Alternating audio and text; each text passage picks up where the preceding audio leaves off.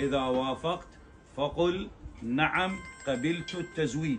نعم قبلت التزويج. اللهم صل على محمد وآل محمد. هنيئا لك بالعراقية وهنيئا للعراقية باليمني.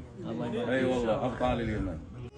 منير شاب يمني يحمل بقلبه محبة كبيرة للعراقيين، وكان يحلم الزواج بفتاة عراقية، وعندما زار العراق أول مرة تمت خطوبته من فتاة بغدادية، ولبعد المسافة لم يحضر أحد من أهله، وهنا دور واجب العراقيين أن يحضروا خطوبة منير ويشاركون الفرحة وياه. وانبهر منير بكرم العراق وطيبتهم، وشاف في العراقيين جميعا صورة خطيبته اللي خطبها وقام يعشقها.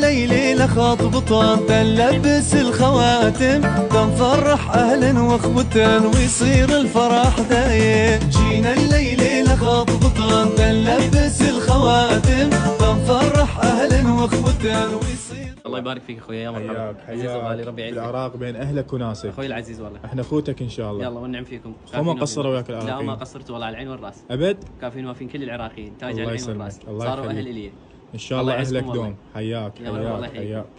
مبارك عليك ان شاء الله، شايف كل الخير. شيخ ابراهيم الذهب ما قصرتوا اليوم. ابارك الى اخوي العزيز من دولة اليمن من صنعاء الاخ منير عبد الله العبد الذيب.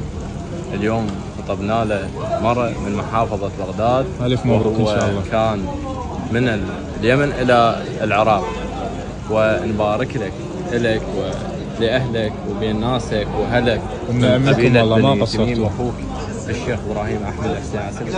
الله يبارك فيكم، كافين ووافين اخوي ابراهيم. ما قصروا حاضر وموجود، سوى كل شيء وما قصروا باي شيء. صاروا الي اهل وفزعه العراقيين ما تتكلم ما تنوصف والله. كافين ووافين كل اهل العراق والله العظيم، كافين ووافين. فتحوا لنا عين غطاء وعين فراش، كل الهلا وكل الفيوم فيكم.